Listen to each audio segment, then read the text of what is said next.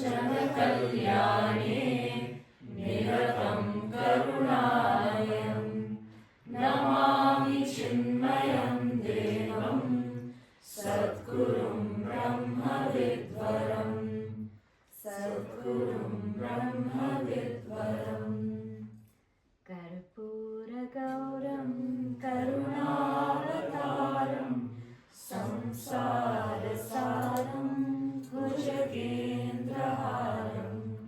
सदा वसन्तं हृदयारविन्दे भवं भवानी सहितं नमामि भवं भवानी सहितं Namami. Invoke the grace of Bhagavan Shiva and Devi on this curriculum retreat, and the grace of our entire Guru Parampara. And may we be immersed in bhakti unto their feet.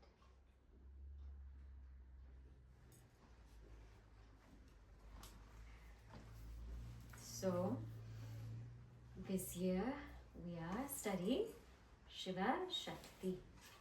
Very, very beautiful topic, very interesting topic. So first we have to see now how this whole thing comes about. When we think of Shiva and Shakti, we see them in different levels. The first level that's most available to us is Bhagavan Shiva's form, right? We know his form, Jatadhara, right?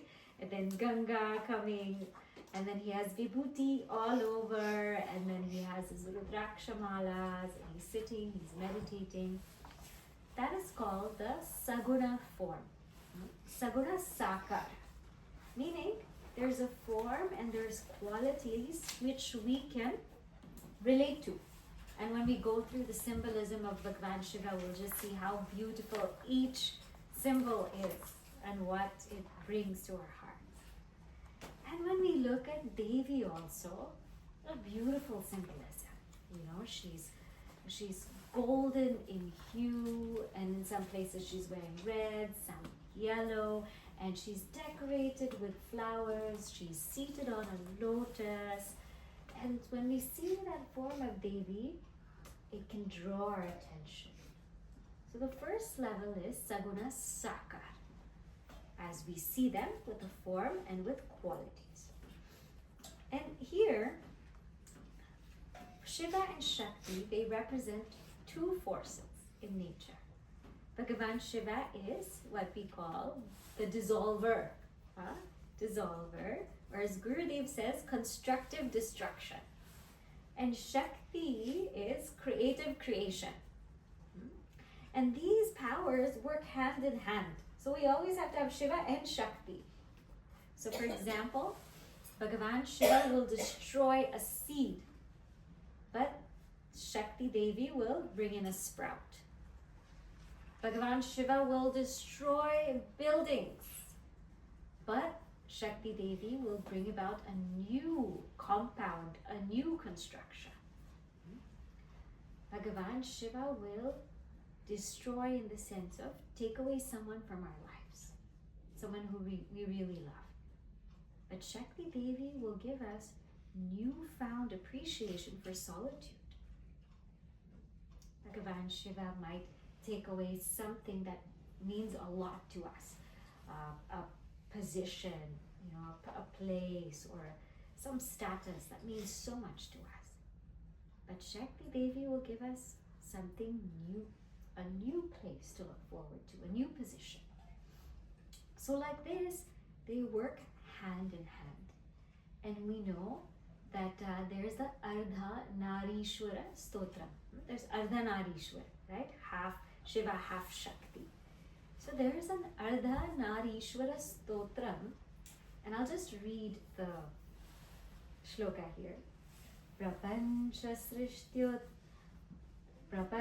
srishtyon mukhalasakaye Samasta-samharaka-tandavaya Jagadjananyai Jagadekapitra Namah Shivayai Cha Namah Shivaya.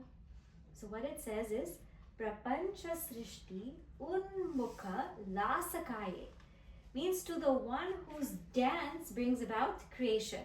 Because Devi also dances. So her dance brings about creation. Samasta Samharaka Tandavaye. But his dance brings about destruction. They dance together. One's dance brings about construction, creation, and the other's dance brings about destruction.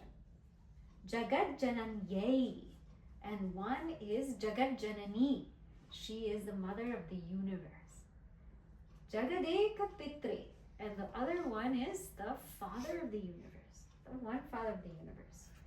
Salutations, Namah Shivayai. Salutations to Shiva. Shivaya is fourth case, that is Durga Devi, Parvati Devi. Chanama Shivaya. And salutations to Shiva. So like this, there's a beautiful Ardhanarishwara Stotram that talks about the glory of Shiva and Shakti. So they go together. Now another level to look at them is saguna nirakara, meaning that there's no form, but saguna, they're qualities. So we often hear these words like Sarvagnya, all-knowing, Sarveshwara, Sarveshwara, Lord of all, Sarva-Shaktiman, the one who's all-powerful, all-capable, Antaryami. Or we hear Sarveshwari, right? So in certain Puranas, if we have Srimad Bhagavatam, then Sri Krishna is seen as that Ishvara, the one who's all-knowing, all-capable, all-powerful. But if we have Devi Bhagavatam, then it is Devi who is seen as all, powerful, all-knowing, everything. She's Ishwari. So in some cases, it will be Ishvara, in some cases, Ishwari. So in Shiva Purana, it will be Shiva, who's all-knowing, all-powerful. So this is another way to look at them, that they are that force, they are that power, which is all-knowing, all-wise, all-capable. See, when we look at the world, some people still dispute that this world was made out of consciousness. Some people think it came out of inert matter, like an atom or a quark or a lepton. But whenever we see this world, we see that it's a cosmos, not a chaos. Everything is in its law, right? The eyes can only see, they cannot hear. Correct? The ears can only hear, they cannot taste. A fish can swim in water and not fly in the air. A bird flies in the air but does not swim in water. The law of gravity is such that when you hold something up and you drop it, it will fall. Except maybe if you're in space. The planets also revolve in a certain order around the sun. So there's a law of everything. Everything stays in its law. Otherwise there would be chaos. So what is it that makes everything stay in this law? It is that power, that Ishvara or Ishwari. It is that power. And power has to be by a conscious being, right? There's nothing inert can wield power. Whenever we see order, we know that there's power. And whenever we see power, we know that there is a conscious presence. So if there was no order, guess what would happen? We would have no physics, math, science, chemistry, nothing. Because all of them are based on law and order. All of them are based on analyzing the order, the compositions of things, the formulas. So if we didn't have order, nobody would go to school. So the fact that there's order says that there's a power, and the fact that there's a power says that there's consciousness. And that consciousness wielding the power is Ishvara or Ishwari. So saguna, but niraka.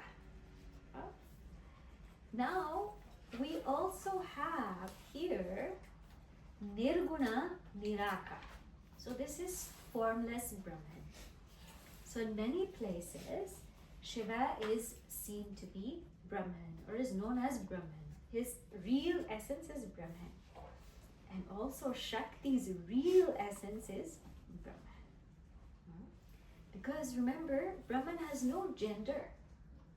So the real essence of Shiva, the real essence of Shakti is Brahman. In our scriptures, when we say Aham Brahmasmi, I am Brahman, there's no gender to that. I am Brahman.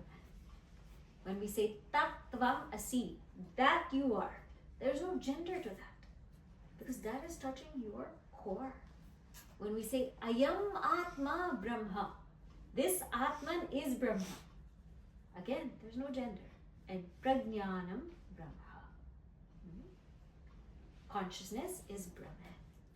So, Shiva and Shakti also represent that which is beyond Shiva and Shakti. That which cannot be seen, heard, thought of, spoken of, represents that which is beyond that. Nirguna, niraka. So we saw, what's the first one? Saguna, sakar, then saguna, nirakar, then nirguna, nirakar. Then there are also aspects of Shiva and Shakti that come as avatara. So Shiva has come as avatara, Dakshina Murti, Bhagavan, right?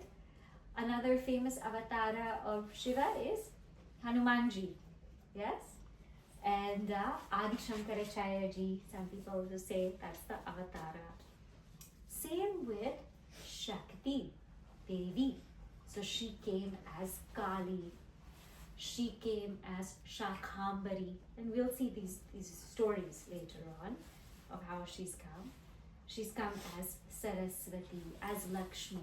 So she also has her avatars. Bhagavan Shiva has his avatars. Bhagavan Shiva is felt very, very deeply in the place of a linga. So in our spiritual path, right, when one wants to sort of move from saguna to nirguna, how do you do that? Saguna is like the form, with everything. Shiva all decked up, he's got everything, he's got the third eye, and you want to move to nirguna. What do? You worship a Shiva linga. The Shiva linga is the closest form to the formless, the closest of any form to the formless. So that's why when in some temples there's no actual Shiva, there's only Shiva linga. Meaning that is saying, now make your way to go to the formless. And that Shiva linga is composed of the Brahma Bhaga in the bottom, the Vishnu Bhaga in the middle, and the Shiva Bhaga on top. And it also represents, see, the Shiva linga is in the shape of an ellipse.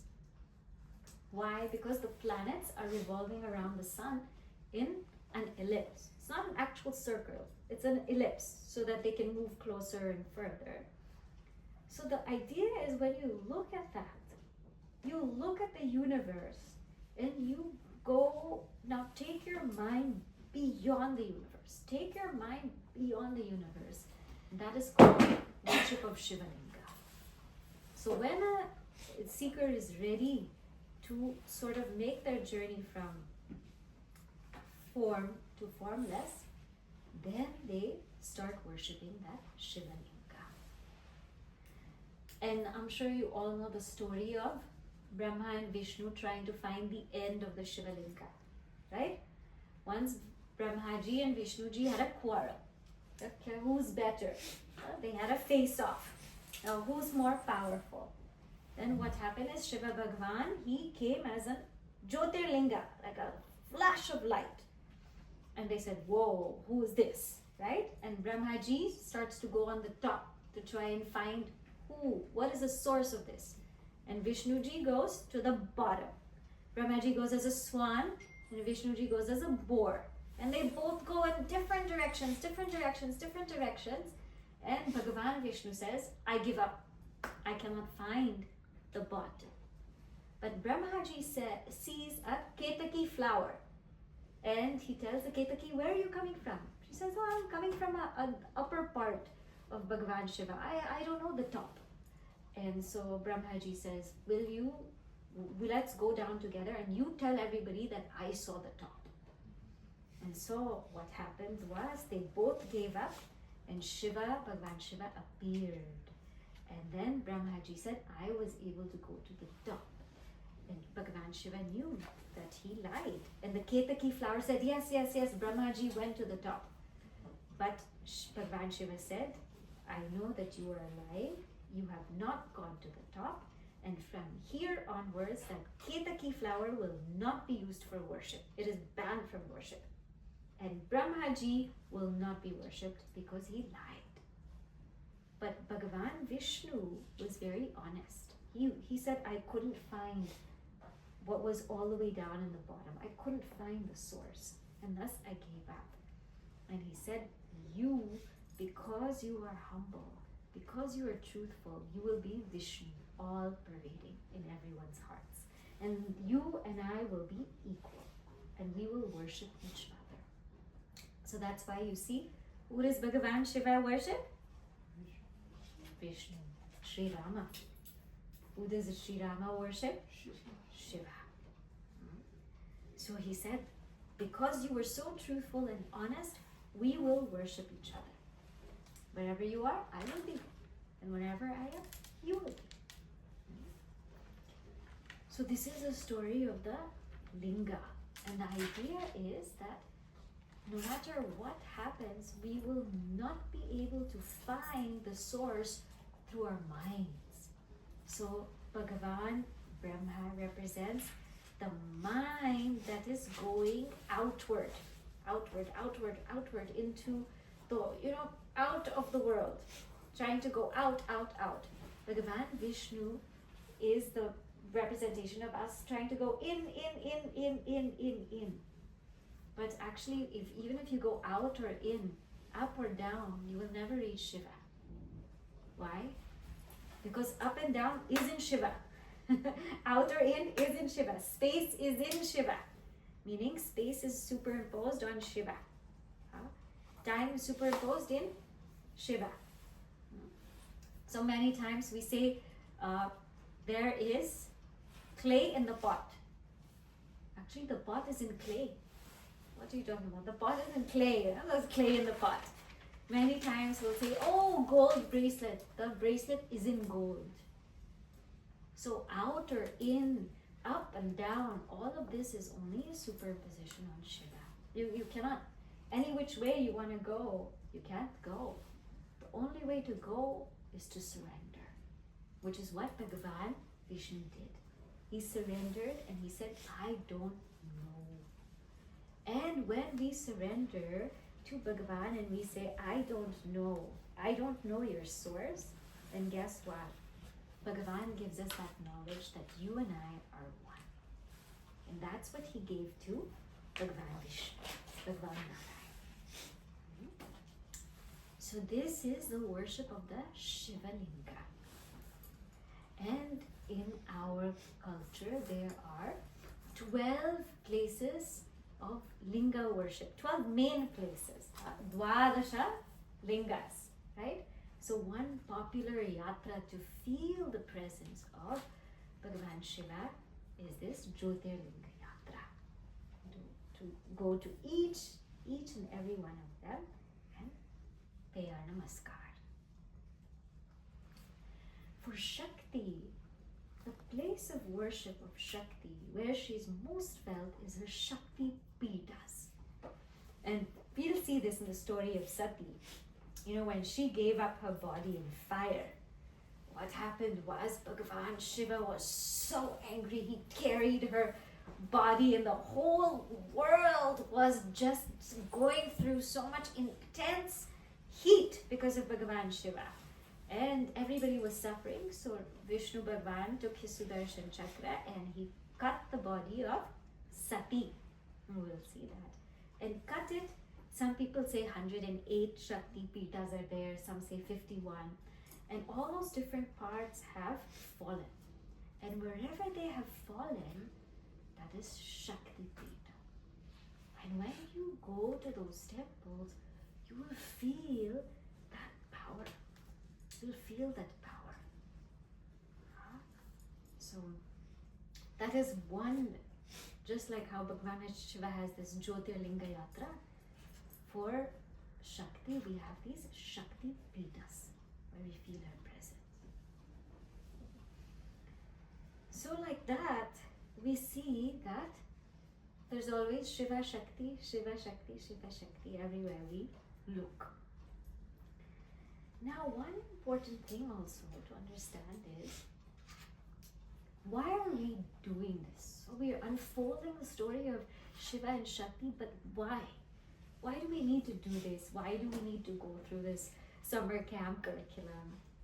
We must not forget that we are here to revel in Shiva-Shakti for only one reason, and that is called Bhakti. It's called Bhakti. See, in our mind, there are three problems. You might have heard this in Vedanta, but this is also there in Bhakti. Mala, Vikshepa, and Avarana. Mala means we have so many impurities in our mind, so many negativities.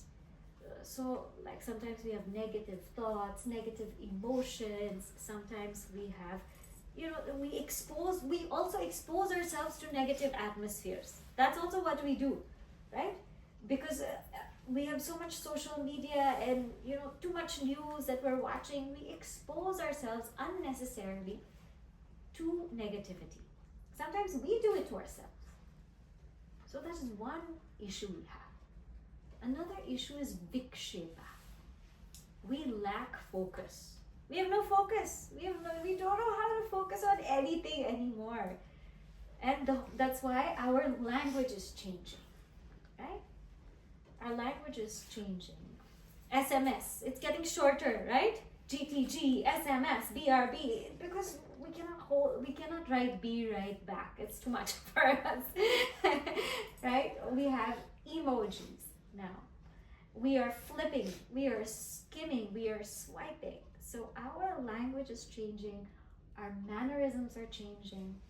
We are moving fast, too fast.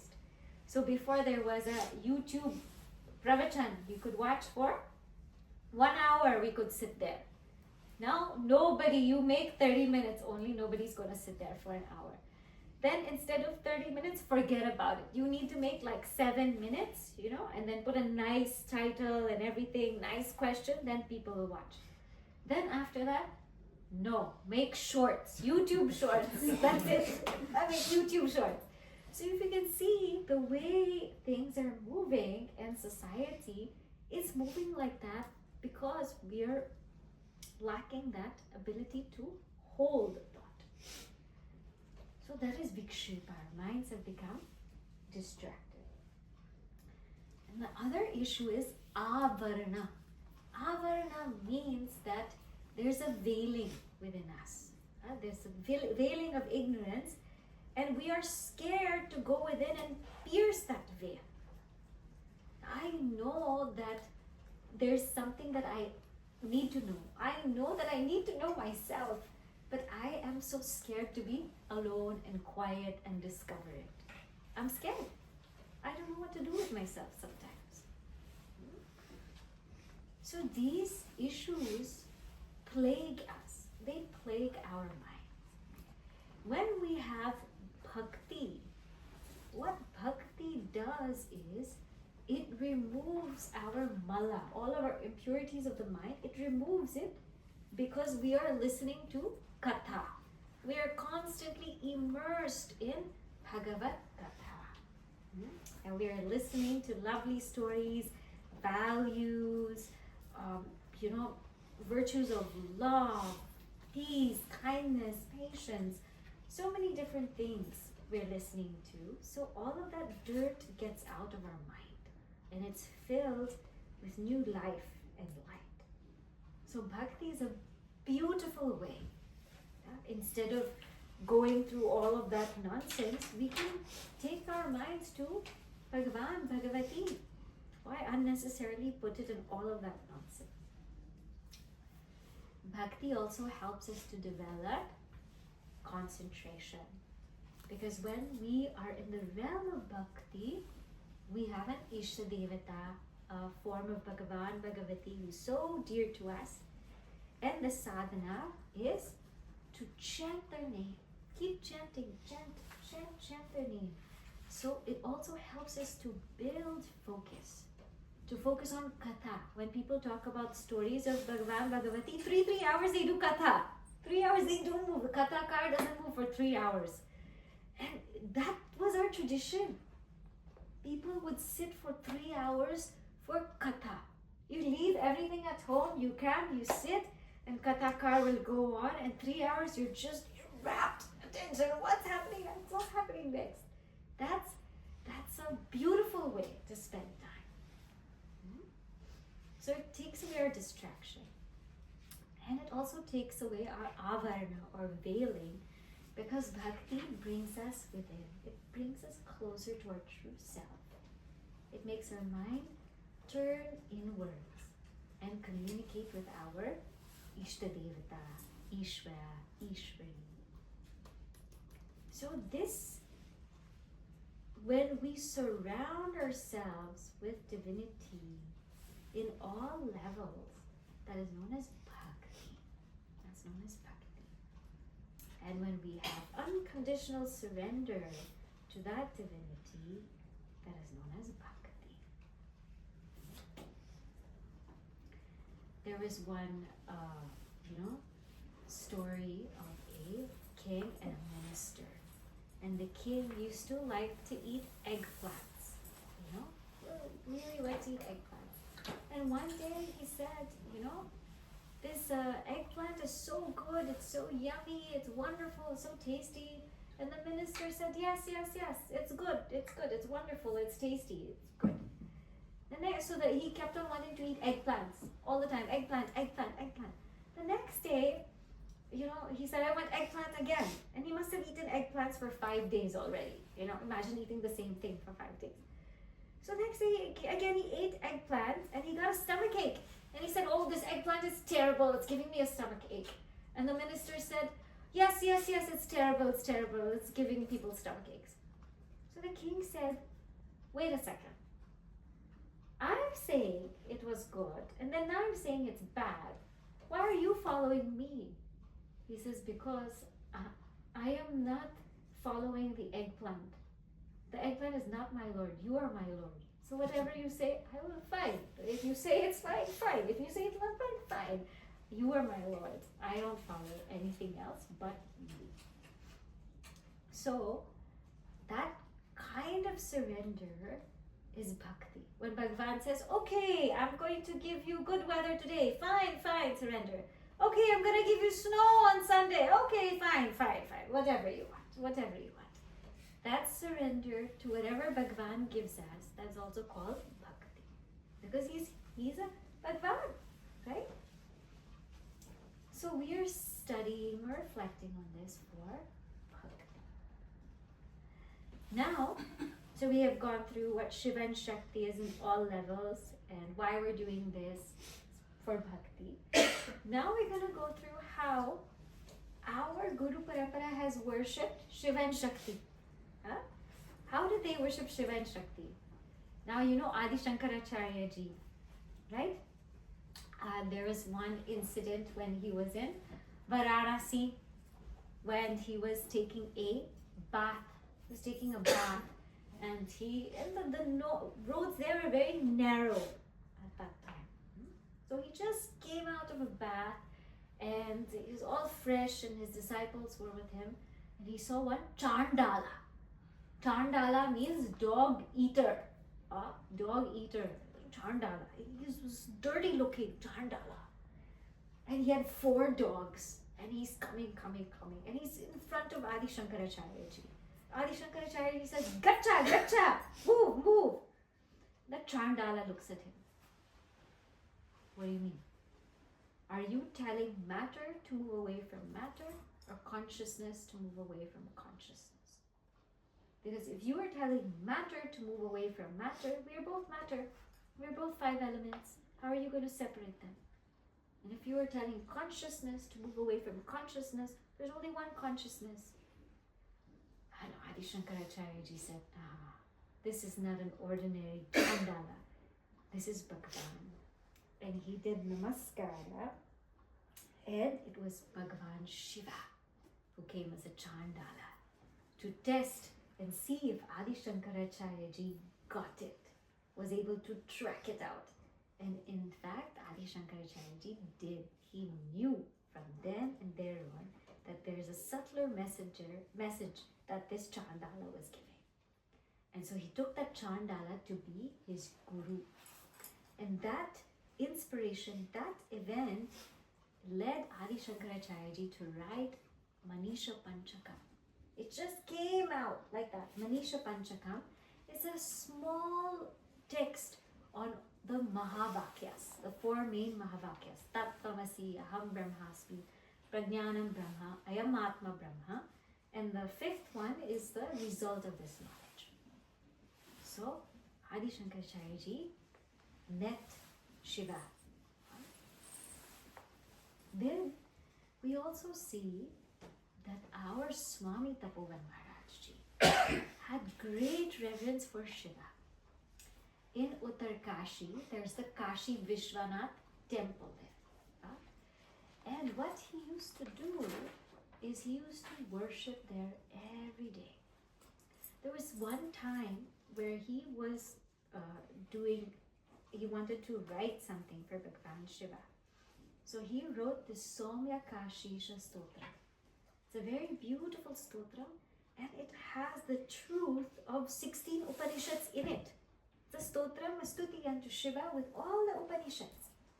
And so what he would do is every morning he would compose, he would bathe in the Ganga, and he would contemplate on Bhagavan. And when these teachings came to him, he would go to the temple and then he would recite them in front of Bhagavan himself.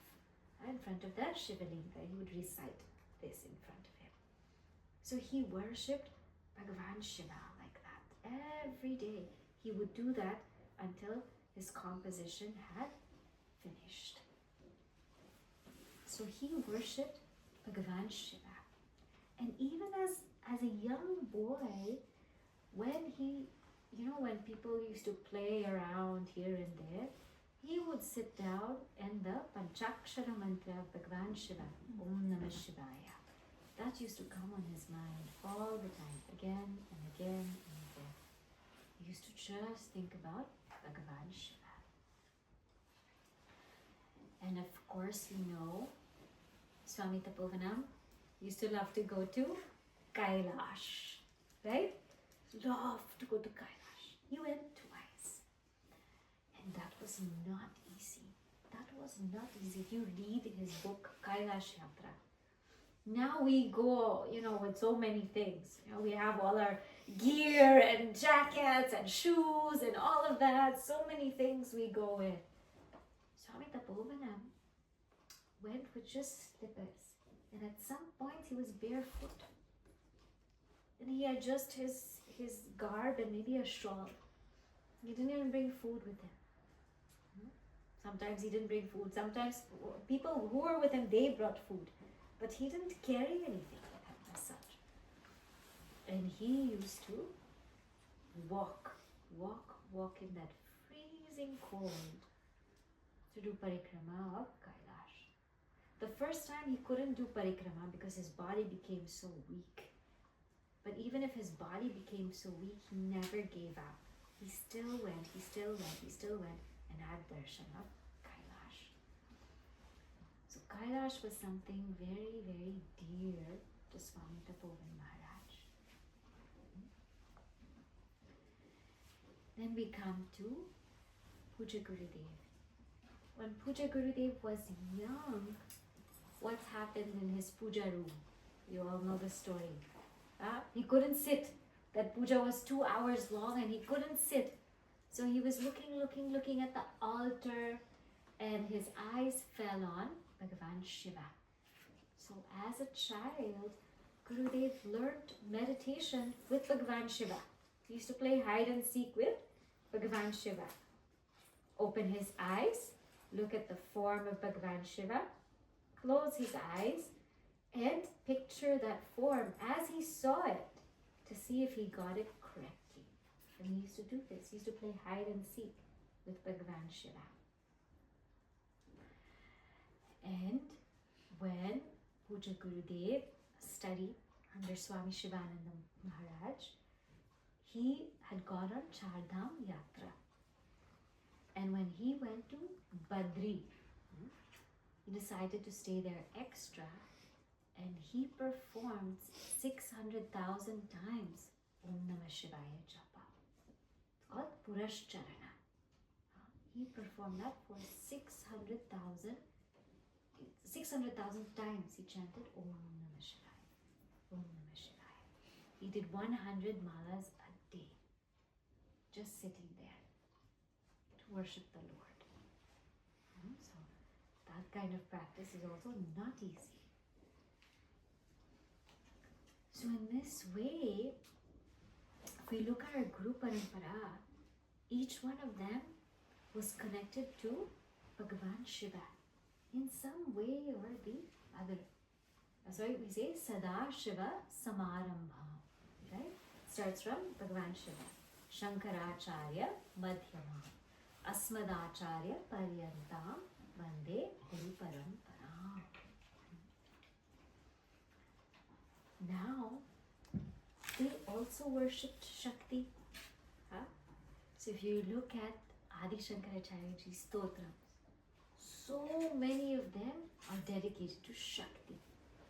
The first ever stotram that he composed was to Shakti, Kanakadhara stotram. When he was begging and there was no food whatsoever, and this very poor lady, all she had was one gooseberry, and she gave it to him, and he just chanted this Kanakadhara stotram, and it was raining gooseberries. He was the first one to make it rain. Gooseberries. And that lady, that Amma, was blessed with wealth. Until today, people say that if anybody needs wealth, they should chant that Kanakadhara stotra.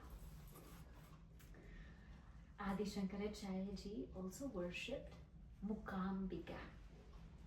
Mukambika is this Devi, Saraswati. He worshipped her, and he wanted her temple to be in Kerala. So he said, he kept worshipping, praying to her. Finally, she appeared, and she said, okay, I'll grant you your wish. I will come with you to Kerala, but on one condition. I will follow you to Kerala, but if ever you turn behind to see if I'm there, I'll stop. And wherever I am, that's where the mandir will be. And so she, Devi has his anklets. And so she's following behind Adi Shankaracharyaji, and he just has to keep walking. She said, I'll be behind you. I'll keep walking. You don't turn around. So she's walking. Now she wanted to test him. And you can hear her anklets, you can hear. And we will see the symbol of anklets later on when we do symbolism. Walking. She stopped. All of a sudden, Adi Shankaracharyaji waited. No, I'm not hearing anything. What if she left? He said, should I turn? And then he turned. And she said, oh, she comes back. So she travels. But her main base is in Karnataka. So Adi Shankaracharyaji worshipped Devi. Then you also know the story of Adi Shankaracharyaji and Mandana Mishra. I'm sure you know this story, where they had that debate. He had a debate with Mandana Mishra. Mandana Mishra was in the Karma Kanda. He was very, very strong on the Karma Kanda. But Adi Adi Shankaracharya was strong on the Jnana Kant. And so they were debating, and Mandana Mishra lost. Then his wife said, wait a second, now you have to debate with me. Because if Mandana Mishra loses the debate, then he has to become the disciple of Adi Shankaracharya ji. So the wife said, wait a second, now you debate with me. And her name is Ubhaya Bharati. Adi Shankaracharya ji debated with her. And then finally, she surrendered to him. And he said, oh Devi, you are Saraswati itself. I consider you Saraswati. And I promise you that I will establish your temple of learning. And so that's why he established Sringeri Mata, Sharada, Pita.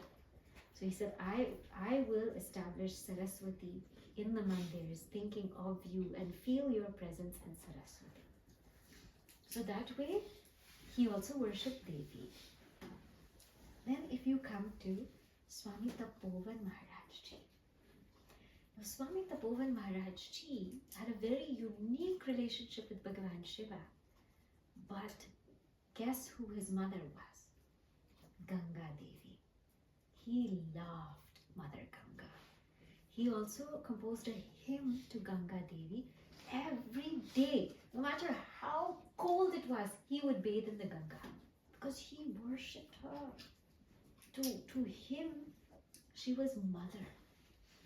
And he used to say that Ganga Maya is the liquid form of Brahman. And he would just watch her and listen to her. And that's why he loved Uttarkashi and Gangotri. After coming up, he never went anywhere else. He always stayed in Uttarkashi and Gangotri. These two. Why? Because they were right by the Ganga. And he wanted to be near her, to see her. So he also had this deep worship for Ganga Devi. When it comes to Gurudev, now we say now, how did Gurudev worship Devi? Gurudev worshipped Devi as Saraswati. Do you know his Swami Chinmayananda Saraswati?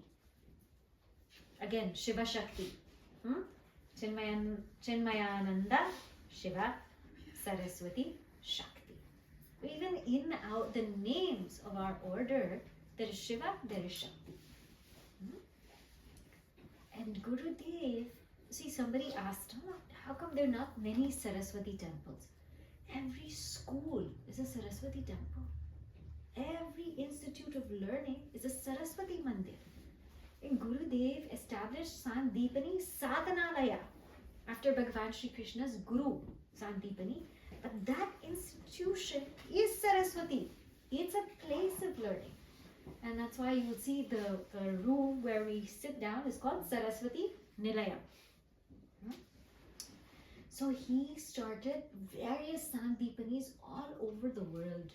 In Trinidad, in Africa, US also, in Karnataka, in Tamil Nadu. So many places of learning Saraswati. And Gurudev also, what was something that was so dear to Gurudev? The Bhagavad Gita.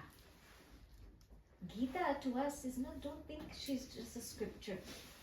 Very clearly in Gita Dhyanam, Amba Tvam Anusandadhami Bhagavad Gita Bhavadveshini. Bhagavad Gita is Amba. She's a mother. You know, because who is the mother? Mother is one who you can go anytime. You don't need any invite. You can just say, Mom, I'm coming home. Right? That's it, right? Or sometimes you don't even call, you just go. And whatever it is, when we go see our moms, she will always say the right thing at the right time. Even if it pisses us off at that moment. She's right. She's right. So who is the Bhagavad Gita? You can open her anytime. Anytime. And when you open, that page will be just for you. That page will be for you. That's your message.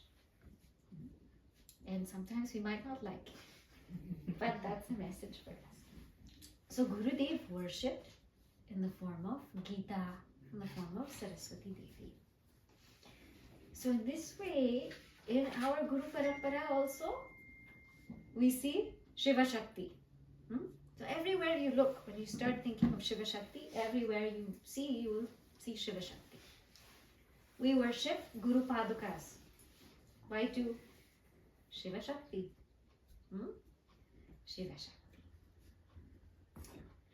Now, how will we see the story unfold of Shiva-Shakti? We're going to see them in different elements. So we have seen how the different levels, nirguna, saguna, we've seen how they are worshipped. We're going to see their journey as Guru and Shishya, and as wife and husband, and as mother and father of the universe. So these three ways we're going to see Shiva and Shakti. So first journey is Shiva and Shakti through Guru and Shishya. So now when we take Shiva, Shakti, Guru and Shishya, don't think man is Guru and the woman is Shishya. Not like that, but we are all Shishya. We are all that student. Bhagavan is Guru and we are all that student. This is how to take it. Right? We are the Shishya. And for this, we are going to look at Ramcharitmanas. So this is the source text that you can use, Ramcharitmanas. This, there's PDFs and all available, so it'll be easy for you to take up. And we are particularly going to look in Balakand. In Balakand, there is a story of Sati and Shiva. Sati and Shiva.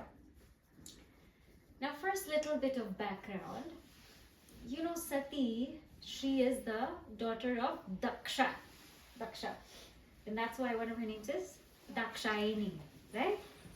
Now this Daksha is very proud, very egotistical, Daksha. And so once there was a nice yajna, beautiful yajna, all the devatās, forms of Bhagavan, Bhagavati were invited. And so they started coming to this yajna. Now see, Daksha has his pride because he's the son of Brahma. That's why he's called Daksha Prajapati. So he feels that, he's high and mighty because he's the creator's son. And after all, creation is functioning because of him. So anyway, there was this function. So when Bhagavan Shiva entered, everybody rose up. Bhagavan Vishnu, everybody rose up. Everybody gave respect. Then sat down. Then Daksha Prajapati came. Now everyone rose except Bhagavan Shiva. Why? Because Bhagavan Shiva is in Samadhi. That's another thing about Bhagavan Shiva. He loves Samadhi. Whenever he doesn't have to do anything, he'll sit down, he'll close his eyes, boom, he's gone to Samadhi. So he's sitting down. He doesn't stand up for Daksha Prajapati. Because when a jnani has realized the truth, they are above and beyond all of this. And also he did this to teach Daksha a lesson. And so after that incident, Daksha did not like Bhagavan Shiva. Because he didn't respect him, he didn't stand up. So Daksha was very annoyed and said that, I don't want any of, I don't want that to do anything with Shiva. So it is to this Shiva that, this Daksha, that Sati was born to, Daksha Prajapati. Now the story starts with Sati, but at that time, Sati already married Shiva. So too bad for Daksha. What can he do? They can't do anything. This is my son-in-law. I have to live with him, but I'm not going to live with him. I'm not going to do anything with him. I'm not going to invite him. He was quite distant from Shiva. Now, Sati, on the other hand, was very blessed because she felt that she was with Bhagavan Shiva. She loved Shiva and Shiva loved Sati. They loved each other very much. One thing that Bhagavan Shiva loved to do particularly is he loved to listen to Ram Katha. So Bhagavan Shiva, it said that when he heard Ra, That's it. He's in samadhi. No more. Ra. Done. He's gone inside. He had this capacity to just quieten his mind immediately. And that's also a sign of growth, the spiritual seeker. How soon, how quickly can I tune in my mind? How quickly can I turn within? So, Bhagavan Shiva, for his pastime, used to love to listen to Ram Katha. But see the beauty of Bhagavan Shiva, he's the one who told Ram Katha, but he wanted to go to Agastya Muni. So I know the whole story. I know Ram Katha, I'm the one who gave Ram Katha, but I want to hear it. This is what you call bhakta. Do you know sometimes when you're teaching Bal Vihar kids, like, I know the story, I know the story, I know the story, I'll raise their hands. But still they want to listen. So a bhakta is one who never gets tired of listening to the story, even if they know every single part. So he took Sati to Agastya Muni's ashram and he said, tell me Ram Katha. And Agastya Rishi said, how can I tell you? You are Bhagavan. And Bhagavan Shiva said, no, you tell. And so Bhagavan Shiva sat and he was reveling in the katha. Sati's mind was not really there because sometimes in the beginning, as students, we are all Sati. We're like, yeah, okay, whatever. Sometimes we roll our eyes. I don't know what this is about now. So Sati was like in that mode, I don't know what this story is. But Bhagavan Shiva, when he was listening to the katha, he felt Sri Rama. Like when Agastya Rishi was saying Sri Rama was born and he was playing, Bhagavan Shiva could see Sri Rama in front of him, could see the whole story coming to life. This is also how we know we're a bhakta. Do we see the whole story coming to life in front of us? The whole story was coming to life for Bhagavan Shiva, but Sati was like, I don't know what this is. This is Bhagavan Shiva, he's the Lord of the universe. So after this katha, Bhagavan Shiva said, I just have to see Sri Rama. I cannot take it anymore. I just have to see him. When you get overwhelmed by bhakti, then you just want to meet your beloved. You just want to go and meet your beloved no matter what. So Bhagavan Shiva said, enough, I want to see Rama. And so he said, now how do we see? So Bhagavan Shiva and Sati, they went to the place where Sri Rama was weeping. Was weeping profusely for Sita Devi. So this time in Ramayana where Sita Devi had been taken by Ravana. Sita Devi had been taken by Ravana and Sati is there and Shiva are there. They didn't show themselves. Bhagavan Shiva said, I'm not going to show myself because I don't want to cause any drama in this Ramayana. It has to go on the way it has to go on. So hidingly he looks and he's looking at Sri Rama. And what is in Bhagavan Shiva's mind? Kya baat hai? What good acting. Why is such a good actor? Sri Rama is such a good actor. He's crying. He's the Lord of the universe. And he's crying for Sita. And look at the way he's crying. There's such beauty in it. Such grandeur in it. Great. He should get an Oscar. But Sati Devi was like, why is this Rama crying? How can he cry? Who is he? He's the Lord of the universe. How can he cry? He's not the Lord. I don't think he's the Lord. And then worst off, Bhagavan Shiva, he did namaskar to Sri Rama. Sati was like, my Shiva? Do namaskar to Rama? And to what Rama? This crying Rama? This is so weird. This is so weird. Then they went back to Kailash. And at that point, Sati said, I have a doubt. I have a doubt. Who is this Rama? And why was he crying? Why is he like this? So I'm going to read to you a part of what Bhagavan Shiva says. This is from Ramcharitmanas. He says,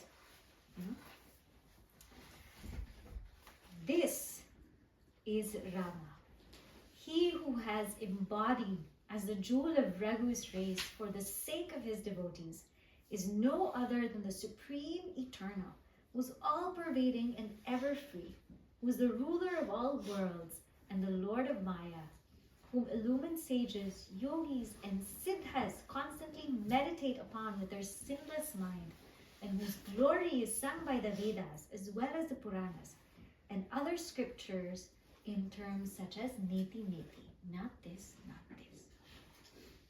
Now, imagine Bhagavan Shiva telling this to Sati. Bhagavan Shiva is Bhagavan telling this to Sati. This is Rama, the Lord of the universe, the Lord of all. She listened to Bhagavan Shiva, but still she had a doubt. She said, how can this be? How can that be Rama? Somebody who's crying like that, how can that be Rama?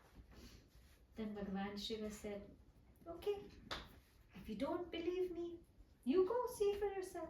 See if that's Rama. So, what does Sati do? Sati goes and she tries to see if that is really Rama. Now, how does she do that? We will find out tomorrow. No, we can't leave now. Because my time is up, so tomorrow, we will see how Sati Devi finds out if that is Rama. So we will leave everybody on some cliffhanger, so you can, have some excitement for tomorrow. Otherwise, tomorrow you won't come. Huh? Okay. So I'll conclude here. I'll say the closing prayer. Om Purnamada Purnamidam Purnat Purnamudachyate Purnasya Purnamadaya Purnameva Vashishyate. Om Shanti Shanti Shanti. Hari Om Shri Gurubhyo Namaha. Hari Om.